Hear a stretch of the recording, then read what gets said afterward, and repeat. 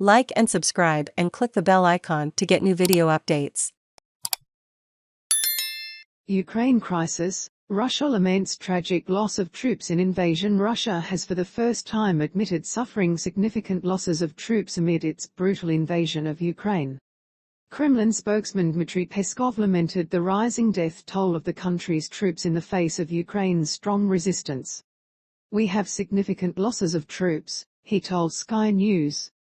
"It's a huge tragedy for us." Russia has previously acknowledged that its attack had not progressed as quickly as it wanted. It comes Ukrainians continue to evacuate eastern cities before an anticipated major offensive by Russian President Vladimir Putin. Moscow's 6-week-long incursion has seen more than 4 million people flee abroad, killed or injured thousands, left a quarter of the population homeless, turned cities into rubble and led to Russia's near-total isolation on the world stage. Russia is facing its most difficult economic situation for 3 decades due to unprecedented Western sanctions, Prime Minister Mikhail Mishustin said earlier. Russia launched what it calls a special military operation on February 24 to demilitarise and denazify Ukraine. Kyiv and its Western allies reject that as a false pretext.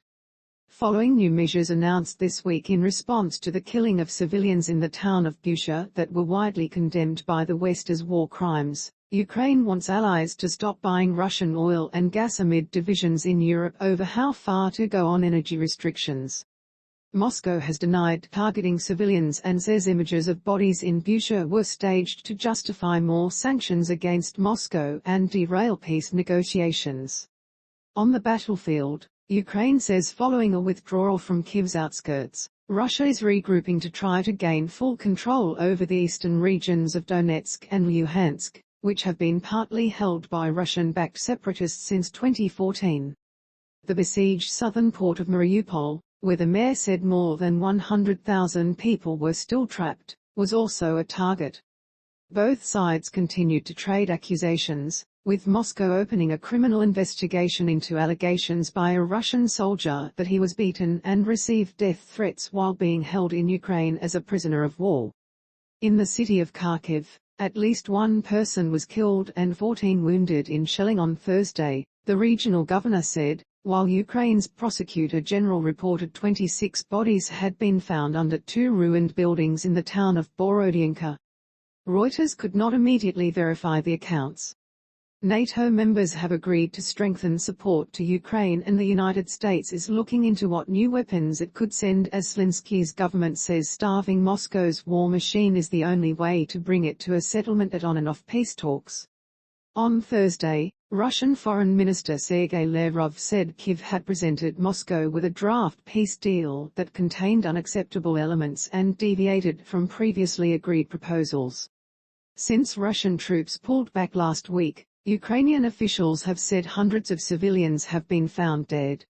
Bucha's mayor has said dozens were the victims of extrajudicial killings carried out by Russian troops.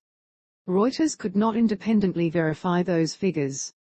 Media outlets including Reuters have seen satellite images released by a private security company that appear to show bodies in the streets while Bucha was still occupied by Russia, contradicting Moscow's assertion that Ukraine staged the bodies after retaking the town.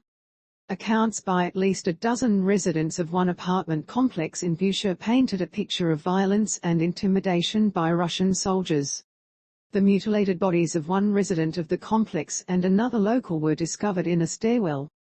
Get the latest news from viewist.com.au in your inbox.